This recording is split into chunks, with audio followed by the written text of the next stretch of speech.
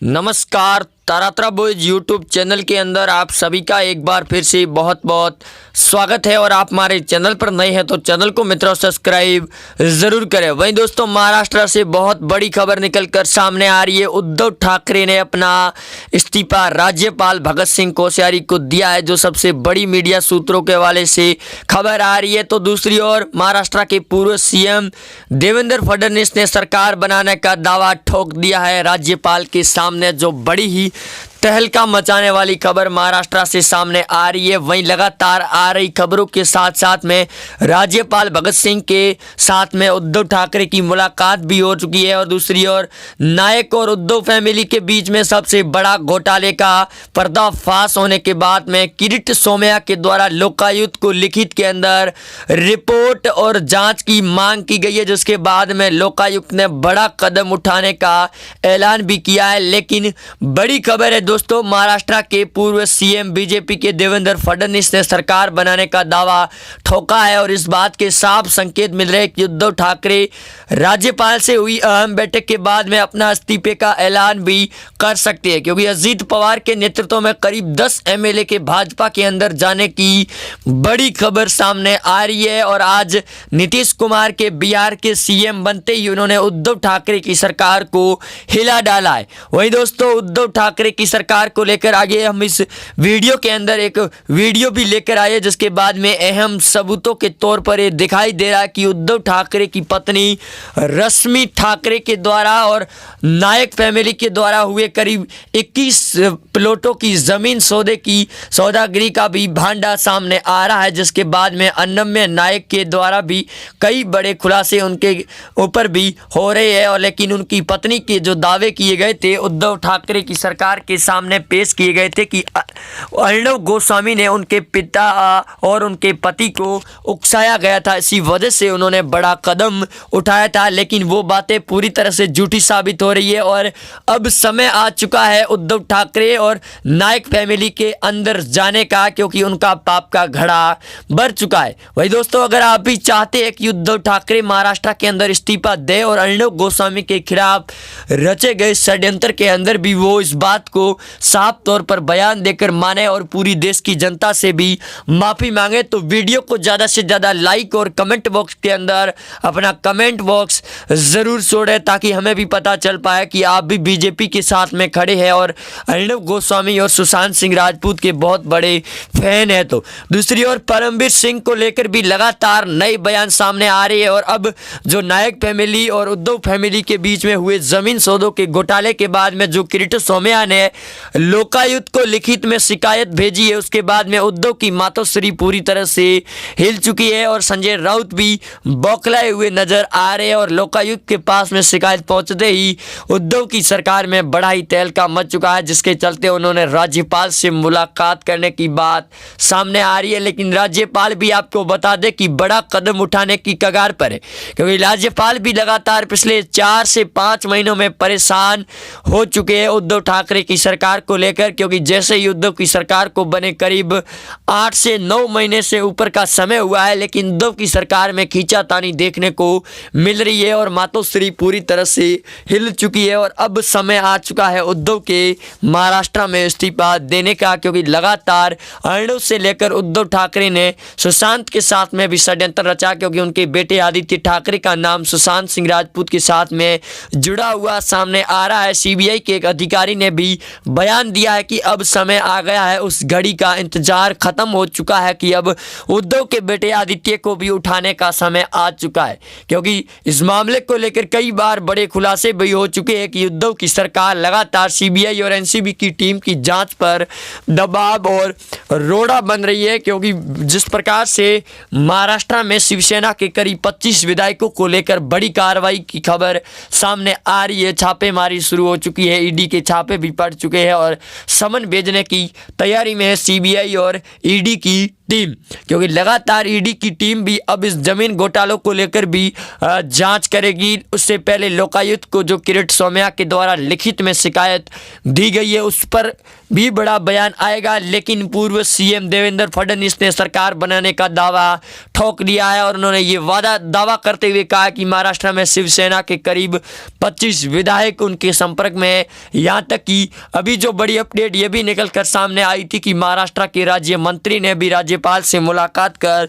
BJP के अंदर जाने की बात कही थी, जिसके बाद में कुछ बड़ा उलटफेर देखने को मिल सकता है अब आने वाले एक ही सप्ताह के अंदर। और सीएम देवेंद्र फडणवीस फिर से महाराष्ट्र के सीएम भी बनते हुए दिखाई दे रहे, क्योंकि उनके दावे के बाद में जो पिछले 9 महीनों के अंदर ये पहला दावा किया गया है देवेंद्र फडणवीस के द्वारा कि महाराष्ट्र में बीजेपी की सरकार जल्द बनेगी आने वाले इसी सप्ताह के अंदर अंदर। वहीं सुशांत सिंह राजपूत से जुड़े हुए सभी लोगों का चेहरा सामने आएगा, उनको तिहाड़ भेजने की तैयारियां भी शुरू हो चुकी है और उद्धव के तिहाड़ जाने की तैयारी है, क्योंकि जिस प्रकार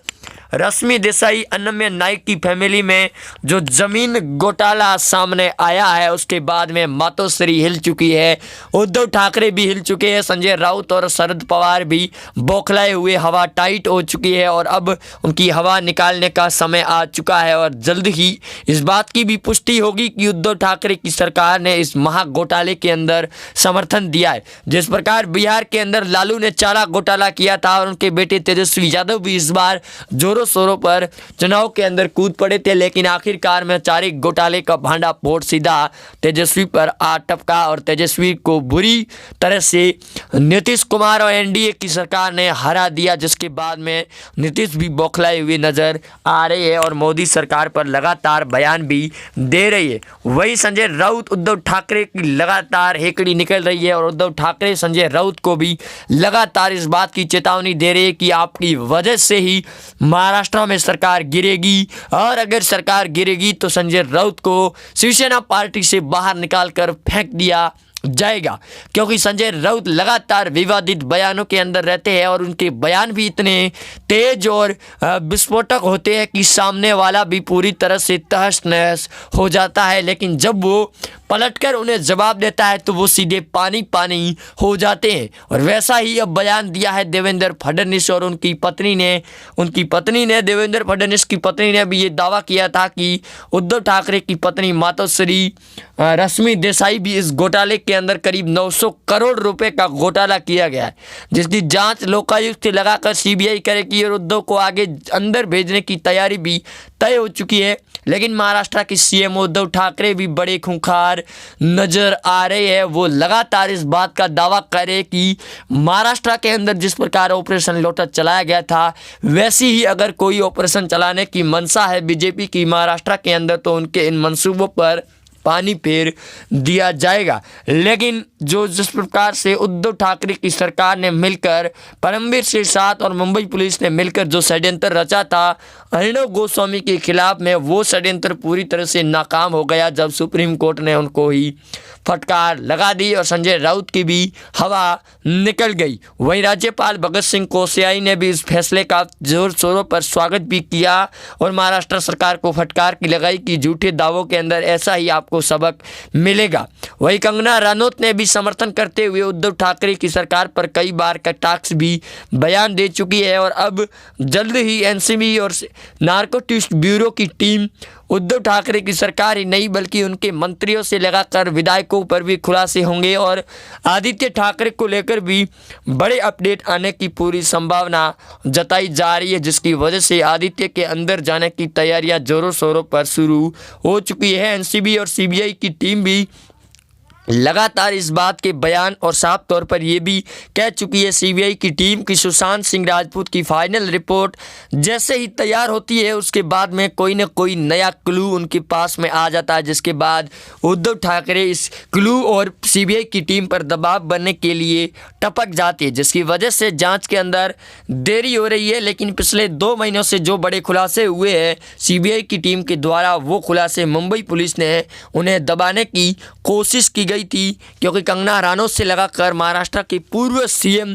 नीतीश राणा और नारायण राणे के द्वारा भी कई बयान दिए गए थे, जिसके बाद में गृह मंत्री अमित शाह ने भी ट्वीट करके एक्शन लेने की बात कही गई थी और उन्होंने अर्णव गोस्वामी के समर्थन में भी अपना ट्वीट करते हुए जल्द से जल्द उनको बाहर लाने में और उनको सिक्योरिटी देने की बात कही गई थी। लेकिन शरद पवार और उद्धव ठाकरे के मंसूबों पर पानी फिर गया और उद्धव, संजय राउत और शरद पवार की इस षड्यंत्र के अंदर फंस गई पूरी की पूरी ठाकरे की टीम और अब ठाकरे परिवार पूरी तरह से बेनकाब हो चुका है। संजय राउत लगातार नई नई पैंतरे अपना रहे हैं, लेकिन शरद पवार के षड्यंत्र में फंस चुकी उद्धव ठाकरे शिवसेना की सरकार अब आने वाले इसी सप्ताह के अंदर इस्तीफा देगी, क्योंकि शरद पवार जल्द ही बीजेपी का दामन थामने का दावा कर रही है और अर्णव गोस्वामी ये भी बात का दावा कर चुके हैं कि उद्धव ठाकरे की सरकार महाराष्ट्र में जनता के सामने